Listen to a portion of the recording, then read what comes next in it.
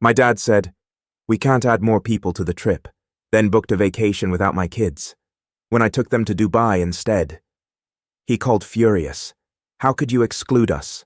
Standing in my living room that Tuesday evening, helping Jake with algebra homework.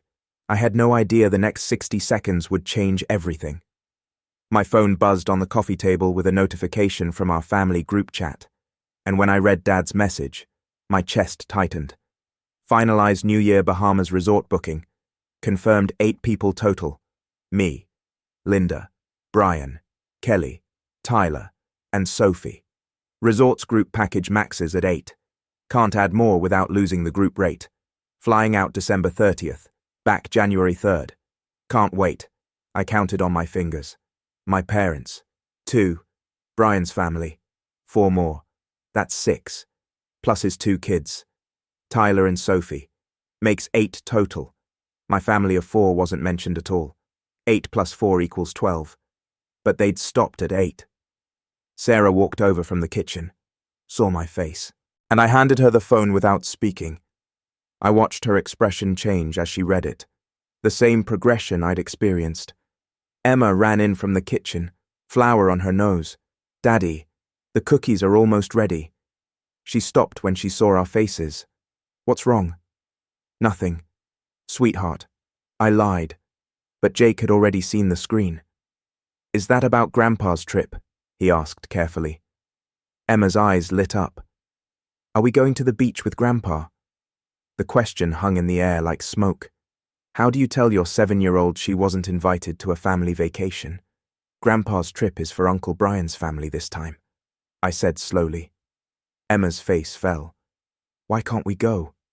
Jake, who'd been doing his own math, spoke up with devastating clarity. "But Grandpa, Grandma, Uncle Brian, Aunt Kelly, Tyler, Sophie, that's only 6 people, plus us is 10. So they chose Tyler and Sophie over us?" He wasn't being accusatory, just factual, but somehow that made it worse. My 10-year-old son had just articulated what I'd been trying not to think. They had chosen.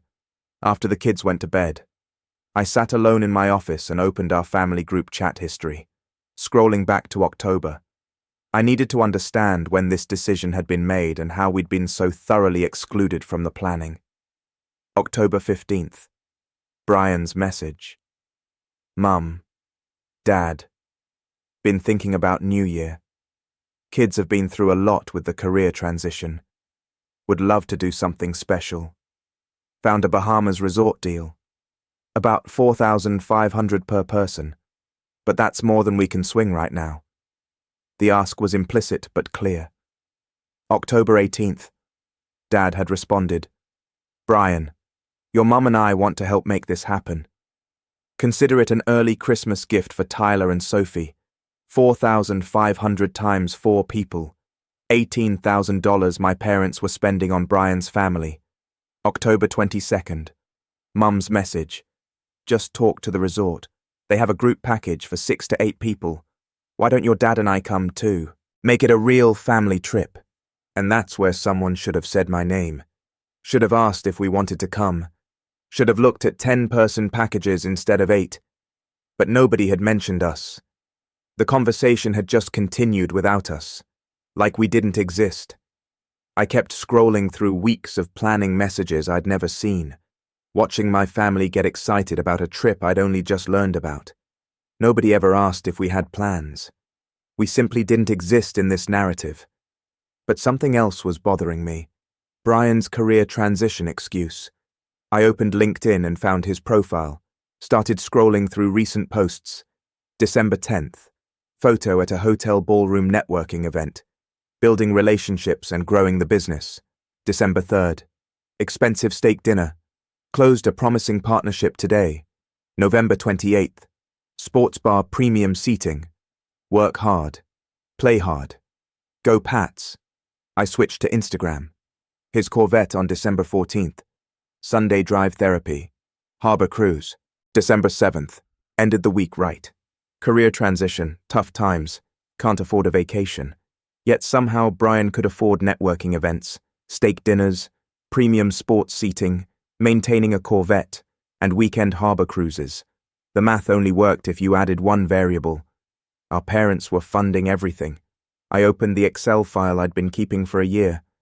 Family Interactions 2023 to 2024. XLSX 2 years of documented patterns. Thanksgiving 2023. Dad said too stressed to host us. Week later, hosted Brian's family. When I'd called about it, he said Brian's oven had broken. Later learned that was a lie. Easter 2024. Mum asked me to buy Tyler a $300 Easter basket. I sent a $50 gift card. Her response: "That's all? You make 6 figures." Marcus, Jake's 10th birthday, June 12th. Dad had a work conflict. Couldn't come. That same day, he drove 2 hours to Tyler's soccer tournament. August. Brian asked to borrow $15,000. I requested a business plan first. He ghosted me. Dad called saying I was making things difficult for family. The pattern was undeniable. Brian's needs first. Always. His kids were the priority. Always. And my family was perpetually in second place, expected to understand and not make waves. Over the next week, I watched the family group chat explode with excitement while I stayed silent. Wednesday, Brian posted, "Tyler watching sea turtle videos non-stop." Mum replied, "Packing sunscreen for our grandbabies." Friday, Kelly shared a photo of Tyler and Sophie in new swimsuits. Mum's response, "My beautiful grandbabies. Can't wait to see them splash." Monday, Brian wrote, T-7 days. Mum, got sand buckets, floaties, snorkel sets. Anything for Tyler and Sophie. Anything for Tyler and Sophie. I read that sitting in my car at work, feeling something cold spread through my chest. That evening, Emma walked past my office while I was staring at my phone. "Daddy, are you okay?" I closed the phone immediately. "Just work stuff, sweetheart." But the problem wasn't work. The problem was that her grandparents were planning an elaborate vacation for her cousins and couldn't even mention her name. Tuesday, Christmas Eve. 3:00 in the afternoon. Mum sent me a private text. "Marcus. Honey, could you water our plants while we're in Bahamas? Key under the mat. You're such a lifesaver. Have a nice quiet week at home. Have a nice quiet week at home." She assumed I'd be available. Assumed I had nothing better to do. Never asked if I had plans. She just decided. I typed back, "Sure, Mum, sent it. Put the phone down." Then I sat in silence for 5 minutes, feeling something shift inside me. Something cold and clear and certain. I picked up my phone again and searched. Luxury Dubai resorts. New Year packages. 10 minutes later, Sarah walked into my office and stopped when she saw my laptop screen. I turned it so she could see. Burj Al Arab Jumeirah, Dubai. New Year's family package. December 30th through January 4th. 2-bedroom suite. Kids Club. Ski Dubai, Desert Safari, Nawai Gala. Total cost, $18,500. Sarah sat down slowly. "Marcus, they're spending $18,000 on Brian's family," I said calmly. "For a vacation he can't afford that our kids weren't invited to. This is about revenge," Sarah said, testing the words. "No, this is about showing Jake and Emma they matter. About teaching them their worth doesn't depend on someone else's arbitrary decision about who gets included." We'd left it there that night, both needing time to think. But Christmas evening, after the kids were asleep, we found ourselves at the kitchen table with the laptop open between us. "Walk me through this one more time," Sarah said, and I heard in her voice that she was seriously considering it. 4,500 per person times 4 people. That's 18,000 Dad's paying for Brian. Meanwhile, we have 87,000 in savings. We make 230,000 combined annual income. We're stable. We've been saving responsibly for years. And we weren't invited. Sarah pulled the laptop closer, reading through the package details. What's included? 2-bedroom suite, 5 nights, kids club, ski Dubai, indoor skiing in the desert, desert safari, New Year's Eve gala with Burj Khalifa fireworks, private beach, butler service. Jake's been asking when we can go on a real vacation. Sarah said softly. Emma still talks about how Grandma promised her a beach trip someday 2 years ago. This isn't a beach, I said, but it's better. Are you going to tell your parents before we go? No. They didn't ask if we had plans. They assumed. I'm letting them keep assuming. That Sarah searched for the word. Fair, she finished, and I saw a small smile. They taught you about priorities. You learned. She looked at the screen one more time. Our kids deserve this. Not because it's expensive, but because we're choosing them first. I moved the cursor to reserve now, hovering there, giving us both one last chance to back away. My phone buzzed. Text from Dad. Marcus, we're leaving Sunday morning. Plant key under the mat. Thanks for helping out while we're making family memories in the Bahamas. Making family memories. I looked at Sarah. She looked at me. Book it, she said, steel in her voice. I clicked the button. The confirmation page appeared. Your extraordinary Dubai experience awaits. Reservation confirmed. I screenshotted it, saved it to my phone, and closed the laptop. I didn't reply to Dad's text. Dad had taught me that family comes first. He taught me about priorities and loyalty and showing up for the people you love. He just never specified which family he meant. And I'd just chosen mine. The morning after Christmas, I sat Jake and Emma down at the breakfast table with Sarah beside me.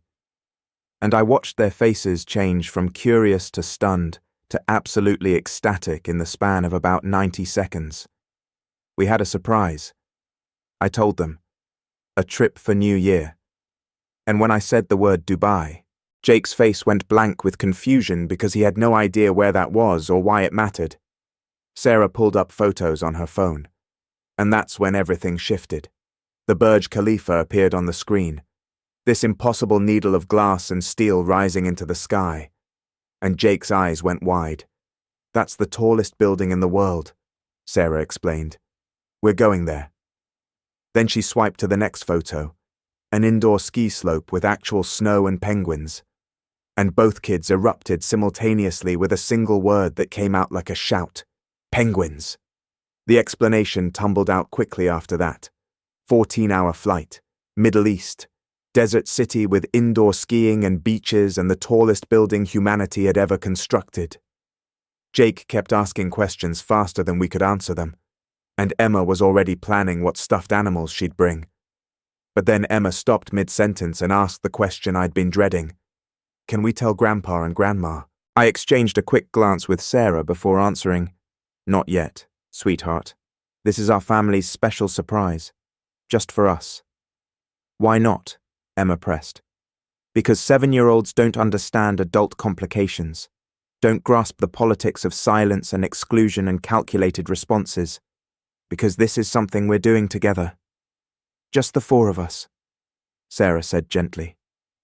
And I heard her choosing each word with care.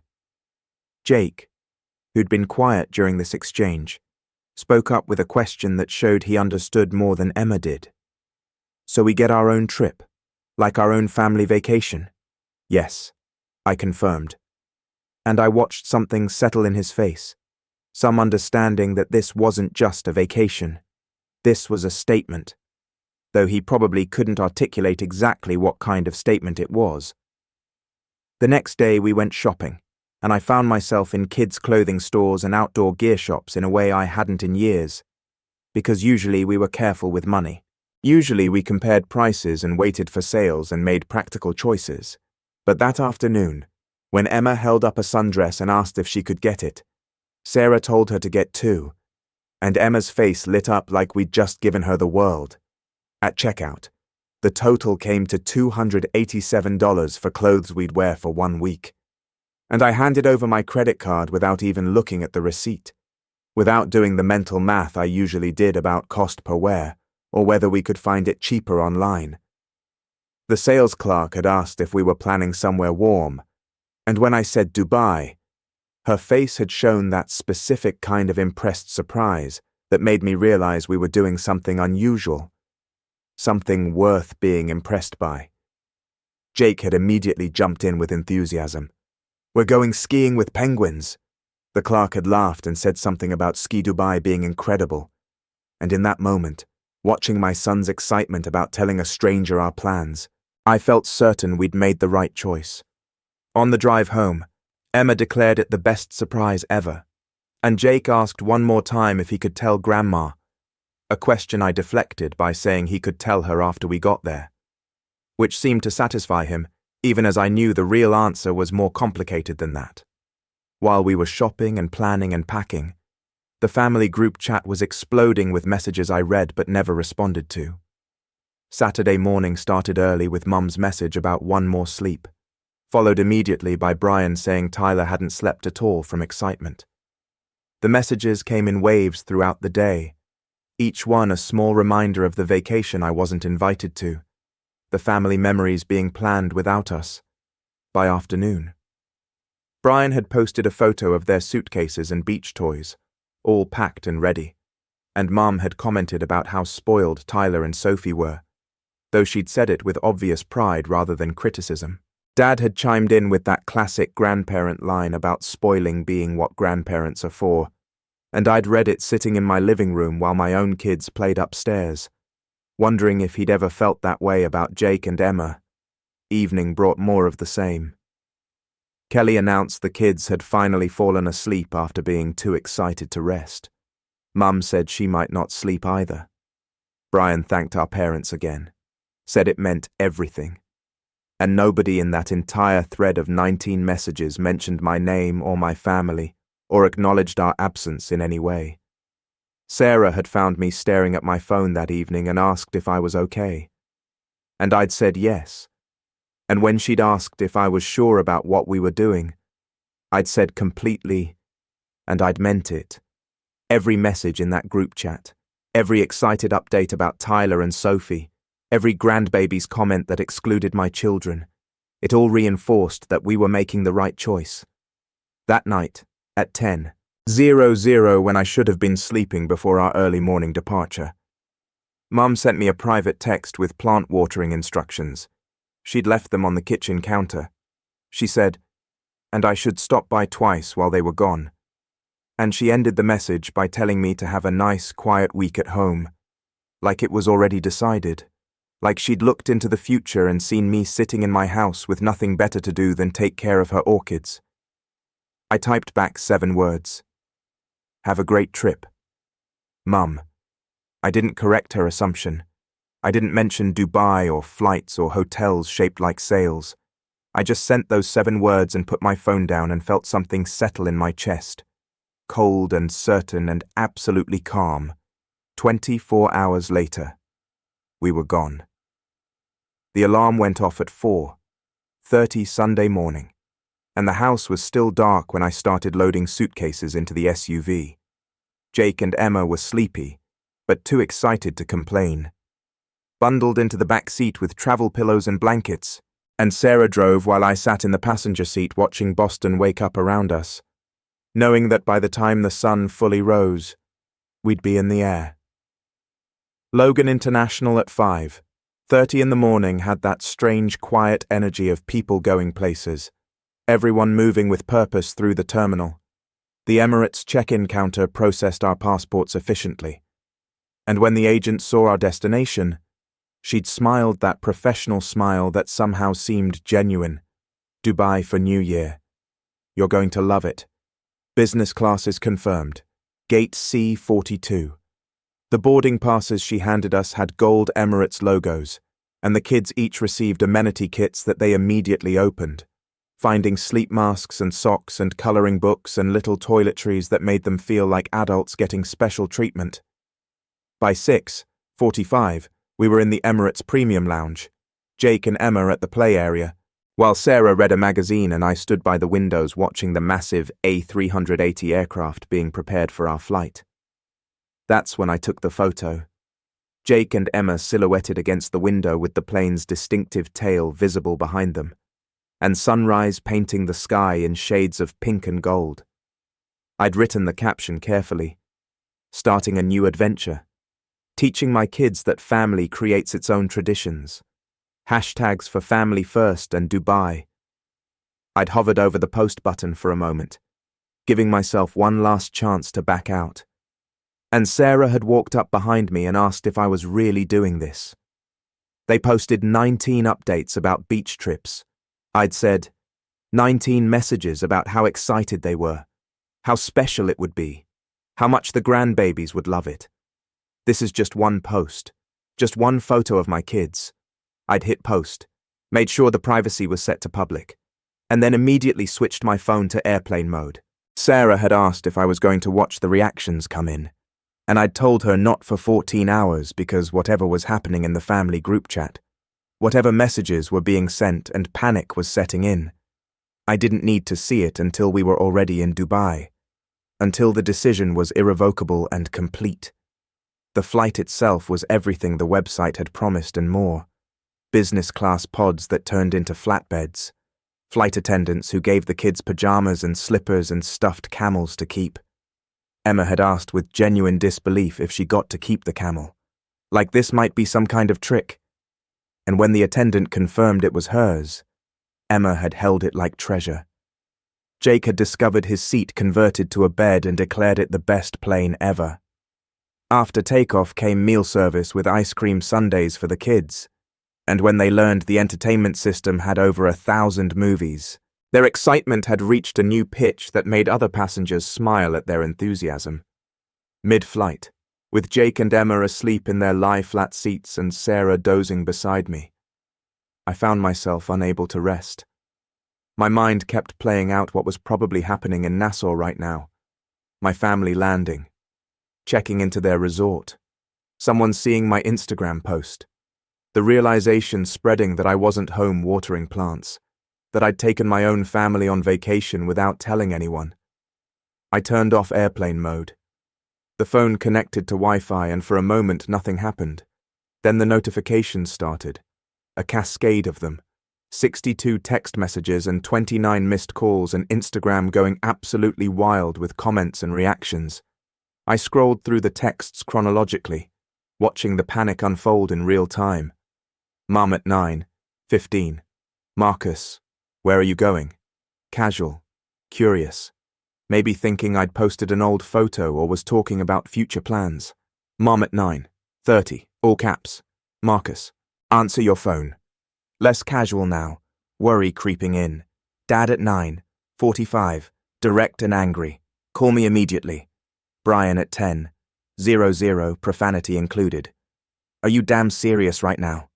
Mum at 10:30, the realization fully hitting.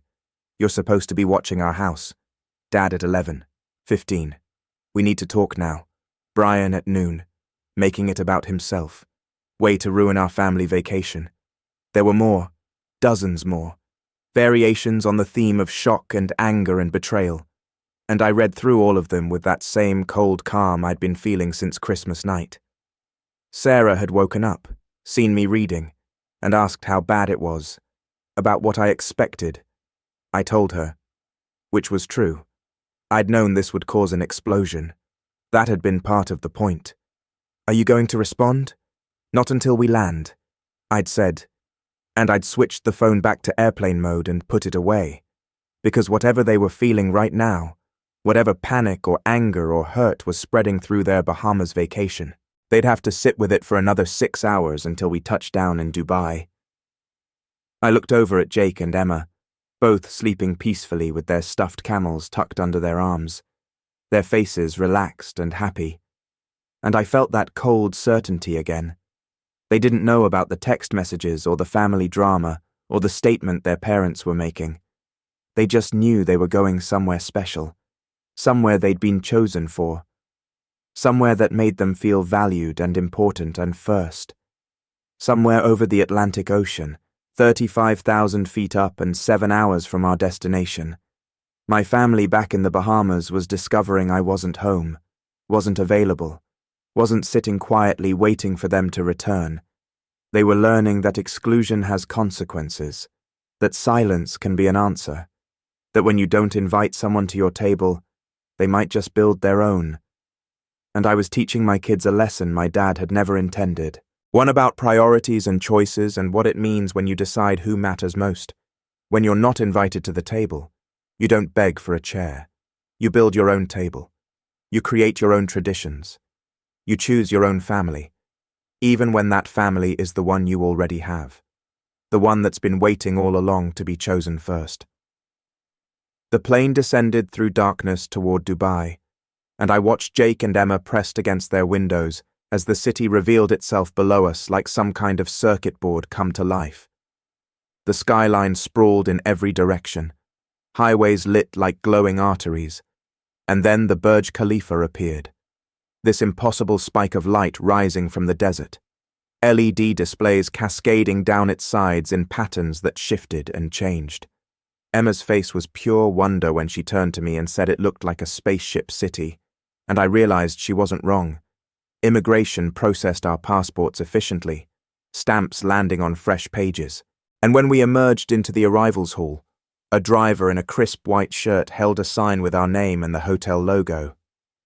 The drive from the airport took 30 minutes along Sheikh Zayed Road, 8 lanes of highway flanked by skyscrapers that seemed to compete for attention, each one wrapped in LED screens showing advertisements and art and patterns that made the whole city feel alive. Then we turned onto a causeway extending into the Persian Gulf, and the Burj Al Arab appeared ahead of us, that distinctive sail shape I'd seen in photos, but which looked completely different in person, gold and purple lights illuminating its white structure. And Emma asked with genuine disbelief if that was really our hotel. The driver had smiled in the rearview mirror and told us it was the most luxurious hotel in the world, and I'd watched my kids' faces as they processed that information, as they realized this wasn't just a vacation. This was something extraordinary. A man in traditional white kandura greeted us in the lobby with the kind of bow that made it clear this wasn't a normal check-in process. He'd introduced himself as Rashid, our personal butler for the duration of our stay, and when I'd repeated those words back to him with a question in my voice, he'd simply said, "Of course," like having a butler was the most natural thing in the world. The private elevator rose to the 18th floor and opened directly into our suite. 2,200 square feet of space that made our entire first floor at home look modest by comparison. Floor-to-ceiling windows showed the Persian Gulf stretching to the horizon, lights from Dubai's coastline visible in the distance. The kids' room had custom bunk beds and a PlayStation 5 already set the water, and the marble bathroom was larger than most hotel rooms I'd stayed in, with a jacuzzi that could fit our whole family. Emma had stopped in the middle of the living room, spinning slowly to take it all in, and asked if this was really our room. Rashid had gently corrected her, explaining this was our suite, and Jake had run to the windows and shouted that he could see the ocean, and Sarah had stood beside me and whispered that this was beyond anything she'd imagined. I told her our kids deserved to feel special, and I'd meant it, but standing there in that suite with the city lights below us and my family's faces showing pure joy, I'd also felt the weight of what we were doing, the statement we were making, the consequences that were probably already unfolding thousands of miles away. I'd turned my phone off since the flight, keeping it dark and silent while we explored Dubai. But that evening, after the kids had finally crashed from exhaustion and jet lag, I'd powered it on in the bathroom with the door closed. The messages had flooded in immediately, a cascade of notifications that made the phone buzz continuously for almost 30 seconds. Dad at 1:00 p.m. Eastern Time, all caps. Marcus, where are you? Mum, 15 minutes later. Please tell me you're not in Dubai. Brian at 1:30, you're unbelievable. Dad again at 1:45, threatening to call the police if I didn't respond immediately. Which made me actually laugh because what exactly would he report? That his adult son had gone on vacation without permission. I'd shown Sarah the messages, and she'd asked if I was going to call them, and I told her tomorrow because whatever conversation we needed to have could wait until I'd had a full night's sleep, and the kids had experienced at least one full day of this trip. I had a different plan for tomorrow morning, and it didn't involve defensive phone calls with my father. The restaurant was called Al Muntaha, which Rashid explained meant the highest in Arabic, and it was located 200 m above sea level with views that stretched across the Palm Jumeirah and the entire Dubai coastline. Jake and Emma had been stunned into temporary silence by the floor-to-ceiling windows and the way you could see the curvature of the artificial archipelago below us. The French toast arrived with a dusting of what looked like gold glitter, and Jake had poked it suspiciously before asking if the syrup really had gold in it. I'd confirmed it was actual 24-carat gold flakes, edible and completely unnecessary, and exactly the kind of excess that made this place what it was. Emma had giggled and declared she was eating gold, and I'd taken a photo of both of them with their golden breakfast and the dramatic window view behind them. The caption had written itself, "Breakfast views in Dubai, teaching the kids they're worth their weight in gold." Sometimes the best family traditions are the ones you create yourself. I'd posted it public, tagged the location, and within 5 minutes had 47 likes and comments from extended family I hadn't heard from in months. Aunt Carol, my mum's sister, who'd always been the reasonable one, had commented with enthusiasm about how incredible it looked. Cousin Jennifer wanted to know how we'd ended up in Dubai. Uncle Rob called the Burj Al Arab a bucket list hotel and told me good for us. The support from the extended family was immediate and genuine, and I'd felt something shift in the narrative, felt the story becoming less about my nuclear family's drama and more about something larger. 10 minutes after I posted, my phone rang with Dad's number, and I'd answered it on speaker with the volume low so the kids wouldn't hear. And Sarah had moved closer to listen. His voice had come through tight with anger, asking if I had any idea what I'd done. And I'd kept my voice calm and asked how the Bahamas was treating him. The question had derailed him for a moment before he'd pivoted to demanding where I was and what I was doing there, and I'd given him simple, factual answers that seemed to make him angrier. Dubai, vacation. Our neighbor Linda was handling the plants. He'd tried to tell me that Mom had assumed I'd be home, and I'd pointed out that she'd assumed without asking, the same way he'd assumed I didn't have New Year's plans when he'd booked a trip that excluded my family. That had triggered the space constraints excuse, which gave me the opening I needed. I'd asked if they were really space constraints or priority constraints, and when he'd asked what that meant, I'd laid out the math. 8-person package. Our family of 10. They could have looked at larger packages but chose not to. And when he'd protested that those were more expensive, I'd mentioned our trip cost $18,500, so clearly money wasn't actually the issue. The silence on the other end had lasted maybe 3 seconds before he'd pivoted to calling my behavior inappropriate, saying I was flaunting luxury while Brian struggled, and I'd calmly asked what exactly Brian was struggling with given his social media showed client meetings and expensive dinners. Dad had defended it as networking, and I'd asked with whose money, and the conversation had spiraled from there. He'd insisted this wasn't about Brian, and I'd agreed it was about priorities. He'd claimed they hadn't excluded us, and I'd walked him through the logic of booking for 8 when we were 10. He'd said we should have understood, and I'd told him understanding doesn't mean accepting. And then he'd made the mistake that gave me exactly what I needed. He'd demanded to know why I hadn't told them I was going somewhere, why I hadn't asked if they wanted to come with us, and the absurdity of the question had hung in the air for a moment before I'd asked him to clarify. He'd actually said I should have asked if they wanted to join my trip, and I'd repeated it back to him slowly, making sure I understood correctly, that he thought I should have invited them to a vacation they didn't know I was taking. That's when I delivered the line I'd been building toward, the one that mirrored his own logic back at him. I didn't exclude you, Dad. I just didn't include you. There's a difference. The silence had been longer this time, and when he'd protested that it was the same thing. I asked if that was his logic for the Bahamas, and he'd tried to insist it was completely different. I'd asked how. He'd said Brian needed the trip, and I'd countered that my kids needed to feel valued, and we'd both made choices based on our priorities. He'd called me childish, and I told him maybe I was, but at least Jake and Emma wouldn't spend their childhood wondering why Grandpa didn't love them. He'd said that wasn't fair, And I'd agreed that excluding them wasn't fair either, and he'd declared we'd be having a serious conversation when they got back. And I'd told him I looked forward to it before hanging up. Sarah had looked at me for a long moment after I'd ended the call, and I'd seen something in her expression that was part concern and part pride, and she'd said one word: brutal.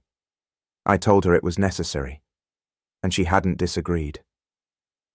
That afternoon we'd gone to Ski Dubai, which remained one of the most surreal experiences I'd ever had. Walking from 100 degrees heat outside into a climate-controlled ski slope where actual snow fell from the ceiling and penguins waddled around in a specially designed enclosure. Emma had been enchanted by the penguins, kneeling down to let one investigate her boot while I'd filmed the whole thing, her whispering to Mister. Waddles like they were sharing secrets.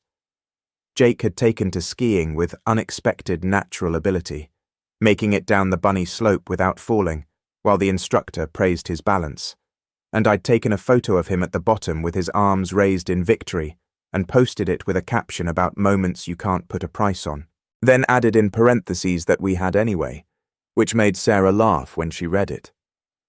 New Year's Eve arrived with that particular energy that comes with anticipated celebrations, and by 6:00 p.m. we were all dressed in formal wear, Emma in a gold dress that made her look suddenly older, Jake in a little suit that he'd initially protested but now wore with obvious pride, Sarah in an evening gown that took my breath away, and me in a tuxedo I'd rented specifically for this night. I'd taken a family photo in the suite with the Burj Khalifa visible through the window behind us, the city lights creating a backdrop that looked almost unreal. And then I'd sat down to write the caption that would serve as our final statement for this trip. It had taken me 10 minutes and 3 complete rewrites before I'd landed on something that felt right. The post had talked about what this year had taught me, about family being defined not by blood, but by who shows up for you, by who makes you a priority instead of an afterthought. I'd mentioned my kids asking why they weren't invited and me telling them we don't wait for invitations. We create our own magic. I'd thanked Sarah for believing in this and told Jake and Emma they were valued and loved and enough.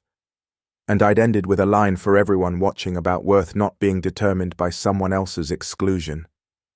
Sarah had read it over my shoulder and predicted it would explode, and I'd acknowledged that was probably true. And when she'd said my family would lose their minds, I'd pointed out they already had. So what was one more post? I'd hit the button and watched it go live. Our family photo and my carefully chosen words now public and permanent. 2 hours later, we were at the Skyview bar with countdown clocks visible and the Burj Khalifa lit up across the water. Fireworks crews visible on the observation decks preparing for midnight. Jake and Emma had sparkling cider and champagne flutes, and Sarah and I had the real thing. And Emma had declared this the best New Year ever with the kind of certainty only 7-year-olds can muster. My phone had been buzzing in my pocket for 20 minutes straight, notifications piling up as family and friends and people I barely remembered from high school responded to the post. And Sarah had asked if I was going to check it, and I'd told her tomorrow. Whatever was happening in that digital space could wait until after midnight, until after we'd counted down together and watched the fireworks and marked this moment as ours. The countdown had started with the whole bar joining in, voices calling out numbers in multiple languages, and Emma had insisted we count with everyone. So we did, our voices joining the chorus. 10, 9, 8, getting louder with each number.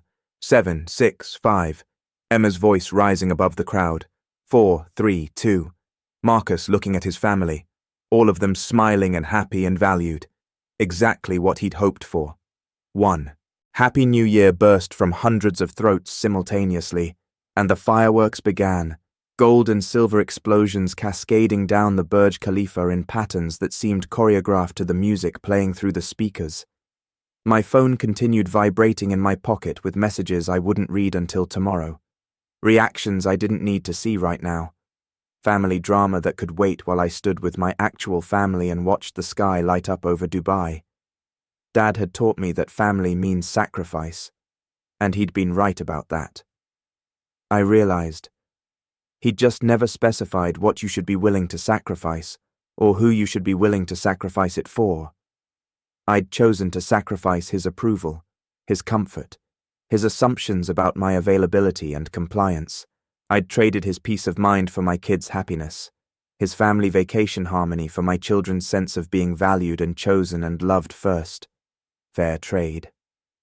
We landed at Logan on Friday afternoon. Jake and Emma exhausted but glowing with that specific radiance that comes from having experienced something extraordinary. Jake wore his new Burj Khalifa t-shirt and asked when we could go back before we'd even cleared customs. Emma clutched Mr. Waddles, the stuffed camel from the flight, and wanted to know if he could come to school for show and tell on Monday. By 5:30, we were home. The house exactly as we'd left it. Plants watered and healthy thanks to our neighbor Linda. My phone showed 57 new messages and 33 missed calls, and I scrolled through them while Sarah unpacked suitcases and the kids distributed their souvenirs around the living room like claiming territory. Dad's message was direct. They landed tomorrow at 10:00, would be at our house by 11:00, and we needed to talk. Mum's was more pleading, asking for a face-to-face conversation to work through everything. Brian's dripped with resentment, thanking me sarcastically for making their vacation about me. But there was also one from Aunt Carol telling me not to let them guilt me, which I screenshot and saved. Sarah had looked up from the suitcase she was unpacking and asked if I was ready for tomorrow at 11:00, and I'd said I had 18 hours to prepare, which wasn't nearly enough time but would have to do. They arrived exactly on time. Dad and Mum standing on our doorstep with Bahamas tans and stress lines that hadn't been there before the trip. We'd sent Jake and Emma to Sarah's mother's house because whatever conversation was about to happen wasn't something they needed to witness or carry with them afterward. The living room became a standoff, them on the couch and us in armchairs facing them, Dubai souvenirs visible on the side table like evidence of a crime. Dad started by bringing up my Instagram post, the one about blood not meaning family, and asking how I could make them look like terrible parents to everyone we knew. I'd pointed out that I hadn't mentioned them by name, and Mum had dissolved into tears talking about phone calls from relatives, about Aunt Carol and Uncle Rob and Cousin Jen all asking questions, all implying that maybe there was favoritism in how they treated their grandchildren. When Mum said that Jen had told her it was about time someone stood up to them, I'd agreed quietly that Jen wasn't wrong. That's when Dad had stood up, anger finally breaking through, demanding to know how I dared accuse them of not being supportive. I'd started listing dates and events, each one a data point in a pattern they'd been denying. Jake's birthday in June when Dad had work, but actually went to Tyler's tournament. Thanksgiving 2023 when they were too stressed to host us but hosted Brian the following week. Easter when Mum had demanded I buy an expensive gift for Tyler and called me selfish when I didn't spend enough. Dad had tried to defend each incident individually, but I'd kept going, adding them up, showing how they formed a pattern that was impossible to deny when you looked at it all together. He'd called me selfish, said this Dubai trip proved it, and I'd asked what the difference was between me spending $18,000 on my family and him spending $18,000 on Brian's. The front door had opened then without a knock, and Brian and Kelly had walked in like they owned the place. Brian had started with an insult, calling me Mr.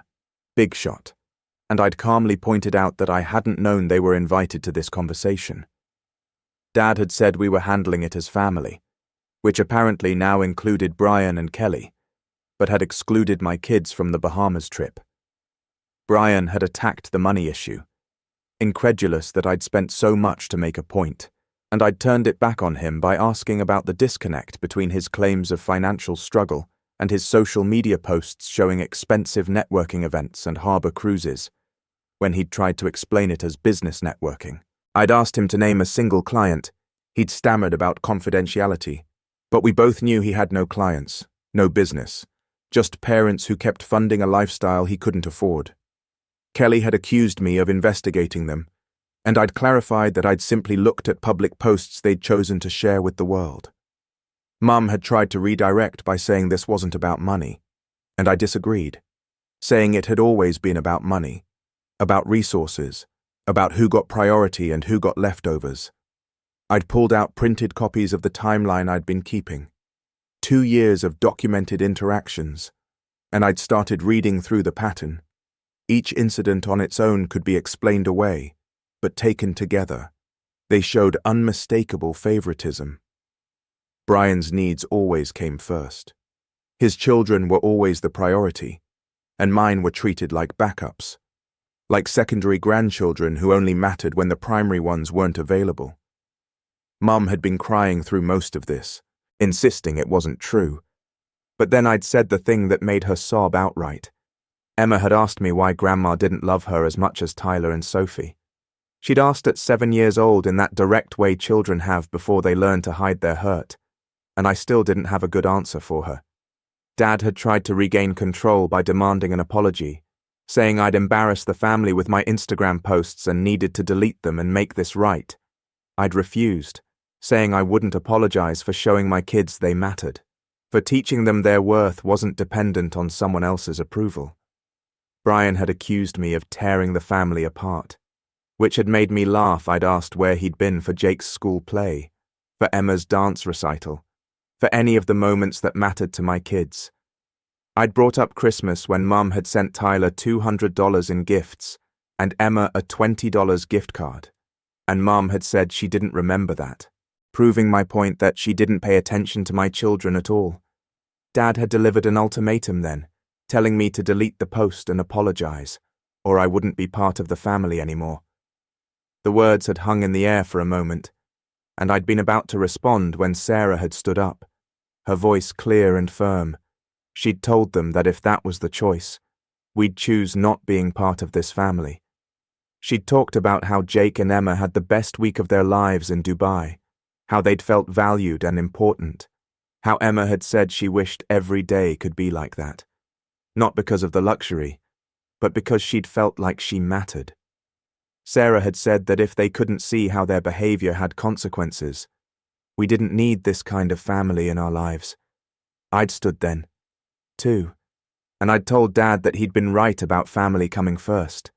I just chose to prioritize my family, Sarah and Jake and Emma, over his comfort or approval.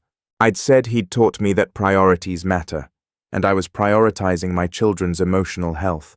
They were welcome to be part of our lives, but on equal terms. No more favoritism, no more excuses. Dad had told me I was making a huge mistake, and I'd agreed I might be, but it was my mistake to make.